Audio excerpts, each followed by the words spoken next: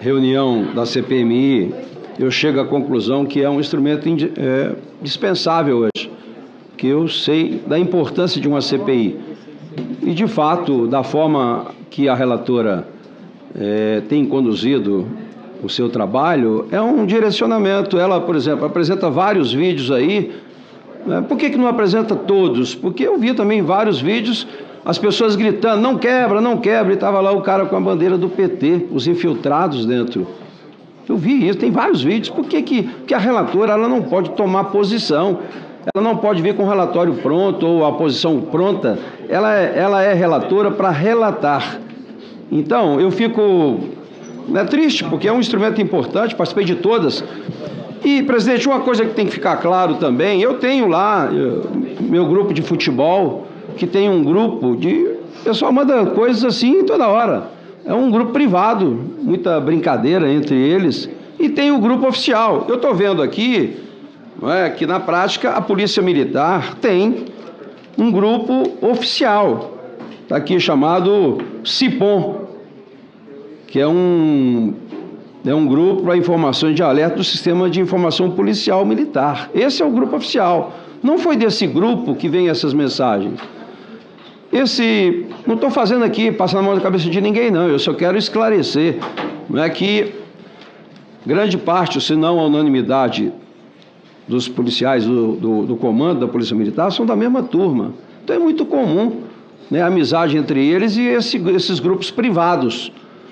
E a população, de um modo geral, quem acompanhou como eu, presidente, participei de todas as CPIs, eu participei da CPI da Petrobras. Eu fui o primeiro lá em Curitiba perguntar para o Pedro, que é o presidente do PP, quem é que indicou Paulo lá para a Petrobras, o diretor. Foi a primeira vez que o presidente do PP disse assim, foi Lula, o presidente Lula.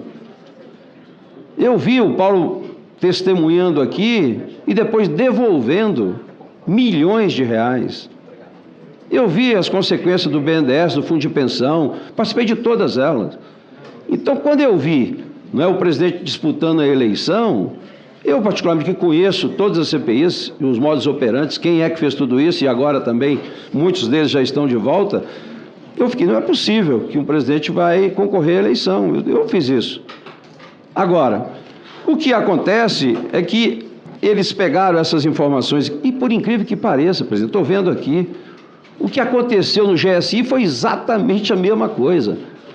Colocaram, inclusive, a Força Nacional, pelo relatório que a gente recebeu, também em alerta. O que aconteceu aqui no Distrito Federal? O problema que aconteceu aqui no DF foi uma coisa simples. Porque, veja bem, no dia 8 de janeiro, olha só, presidente, e eu ia perguntar aqui para o Fábio, porque não sei se ele vai responder alguma coisa, mas olha só, no dia da posse do presidente Lula, foram 300 mil pessoas anunciadas aqui, não teve nenhum incidente, zero de incidente, 300 mil pessoas. No dia 8 foram 5 mil pessoas, não é que é insignificante em relação aos demais. Então, eu vejo aqui, e pergunto ao ex-comandante, no dia 8 de manhã, houve uma confirmação de que os manifestantes pretendiam descer a esplanada. Por que razão a PM não empreendeu esforços ou tentou, foi o caso, de colocou o grupo de alerta e não de prontidão, Eu acho que as pessoas aqui, quando falam, não conhecem bem a estrutura militar, seja no Exército, seja na Polícia Militar. Eu servi o Exército, sei, conheço. Por mais que o comandante seja o comandante da Polícia Militar, existe dentro do comando da polícia, cada um tem suas atribuições. Tem o choque, tem o diretor de operação, o diretor de inteligência. Então, na parte de inteligência, tem realmente o instrumento oficial. A decisão final de abrir a esplanada do Ministério dia 8 foi do coronel Paulo José, conforme depoimento do coronel Cassimiro. Essa é uma pergunta que eu tenho dúvida ainda. Ou havia alguém mais importante de trás dessa decisão? Porque pelos depoimentos que vi nessa CPI da Câmara e outras informações, quem deu realmente o comando para abrir a esplanada foi o coronel Paulo José. Vossa Senhoria estava de licença no dia 8, mas mesmo assim compareceu ao Teatro de Operações e foi inclusive ferido além de Vossa Excelência empreendeu em diversas oportunidades durante seu comando, teve várias tentativas de desmobilização do acampamento em frente ao QG do Exército. É importante lembrar isso. Por diversas vezes a Polícia Militar do Distrito Federal, né, tentou evacuar o pessoal do quartel do Exército, e o Exército não permitiu.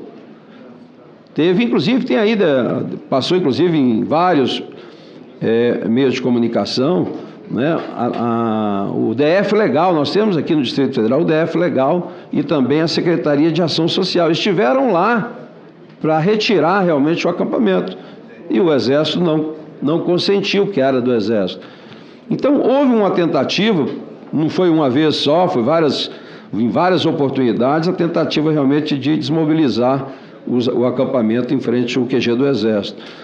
De outro lado, nós temos aí o general G. Dias, responsável pela Guarda Presidencial, que também esteve no dia 8, só que, diferentemente de Vossa Senhoria, não foi ferido. Muito pelo contrário, confraternizou com os vândalos, fraudou documentos públicos e tentou sonegar imagens das invasões. Só depois que foi vazado as informações, nós tivemos acesso realmente ao que aconteceu dentro do Palácio do Planalto. Todavia, até o presente momento, não sofreu sanção de qualquer espécie, apenas foi exonerado. Eu fico perguntando, né? Não sei se Vossa Senhoria vai responder, mas na compreensão de Vossa Senhoria sobre essa diferença de tratamento, né? Ia perguntar se Vossa Senhoria se sente perseguido. A PM do DF foi escolhida como bode expiatório de todo esse episódio. Quem, na avaliação de Vossa Excelência, né, falta ser alcançado pela Justiça? Porque a ABIN, o Saulo esteve aqui. O Saulo mostrou para todos nós que desde a sexta-feira ele fez simplesmente 33 alertas.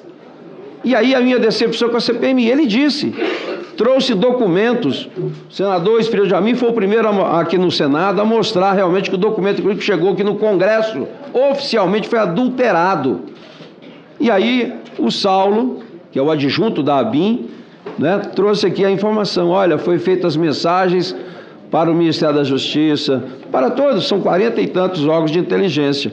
Nós já sabemos quem recebeu cada alerta desse. Agora, como a CPI não consegue aprovar um requerimento trazendo essas pessoas que receberam, o que nós queremos saber, e acho que a relatora tinha que ser a primeira, mais interessada, essas pessoas que receberam essas mensagens da ABIN, fizeram o que com elas? Fizeram o que? Passou para quem? Esse que recebeu fez o quê?